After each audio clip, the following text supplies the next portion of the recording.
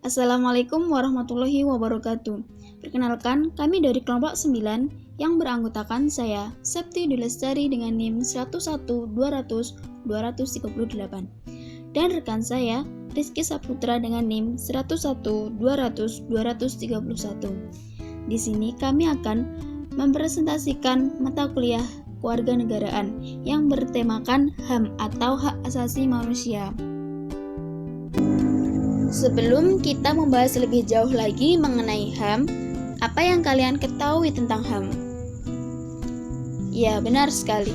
HAM merupakan hak yang melekat dengan kuat di dalam diri manusia, yang keberadaannya diyakini sebagai bagian yang tak terpisahkan dari kehidupan manusia.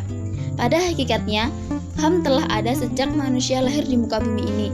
Jadi, hak asasi manusia itu telah melekat dengan kuat dalam jati diri manusia sejak manusia lahir di muka bumi ini. Nah, dalam materi kali ini kita akan membahas HAM dalam 3 topik pembahasan. Yang pertama, HAM dalam Konstitusi Indonesia, HAM dalam perspektif Islam, isu-isu aktual HAM dan penegakan HAM di Indonesia. Yang pertama, kita akan membahas mengenai HAM dalam Konstitusi Indonesia.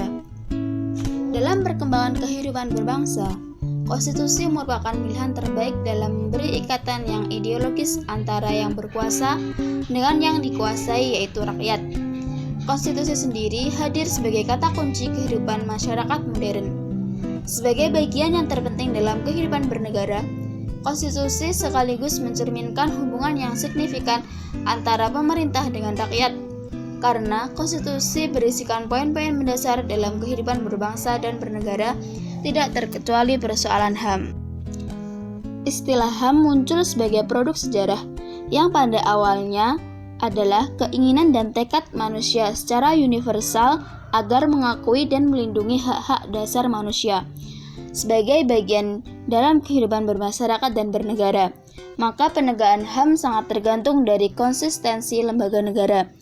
Dari sinilah muncul wacana negara demokrasi, yakni negara yang mengedepankan terjaminnya kelangsungan hidup rakyat dengan baik. Maka, dalam praktik kehidupan berdemokrasi, konstitusi sebagai perangkat hukum dasar fundamental law dalam sebuah negara menjadi bagian yang tak terpisahkan dengan upaya-upaya penegakan hukum. Karl Joachim Friedrich. Yang kedua adalah HAM dalam perspektif Islam. Hak asasi dalam Islam berbeda dengan hak asasi menurut pengertian pada umumnya. Dalam Islam, seluruh hak asasi merupakan kewajiban bagi negara ataupun individu yang tidak dapat diabaikan. Oleh karena itu, negara bukan saja menahan diri dari menyentuh hak-hak asasi tersebut, melainkan juga mempunyai kewajiban untuk melindungi dan menjamin hak-hak tersebut. Dalam perkembangannya sendiri, HAM diartikan sebagai sebuah konsep hukum dan normatif yang menyatakan bahwa manusia memiliki hak yang melekat pada dirinya karena ia adalah seorang manusia, dan HAM berlaku kapanpun, dimanapun, dan kepada siapapun, sehingga sifatnya universal.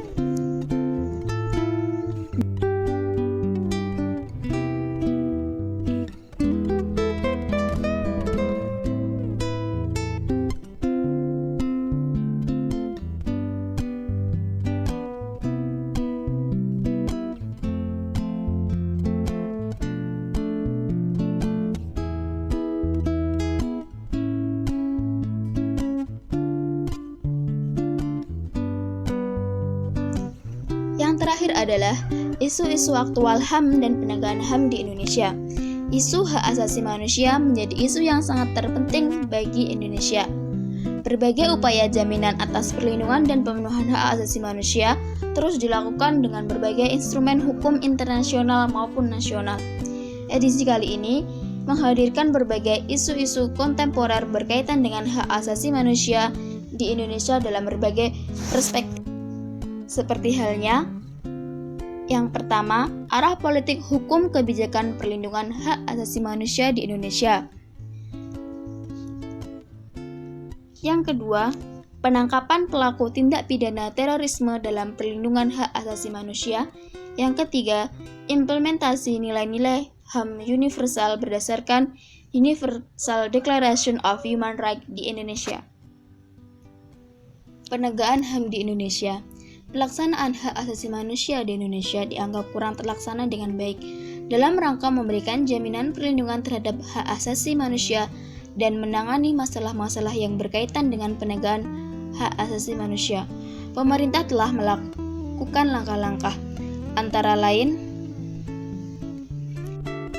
pembentukan Komisi Hak Asasi Manusia atau Komnas HAM berdasarkan keputusan Presiden nomor 5 tahun 1993 pada tanggal 7 Juni 1993 yang kemudian dikukuhkan lagi melalui Undang-Undang nomor 39 tahun 1999 tentang hak asasi manusia.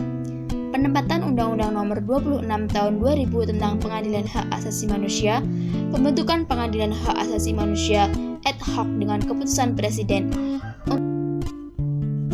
Sekian presentasi dari kelompok kami, kurang lebihnya kami mohon maaf. Wabillahi taufiq wal hidayah. Wassalamualaikum warahmatullahi wabarakatuh.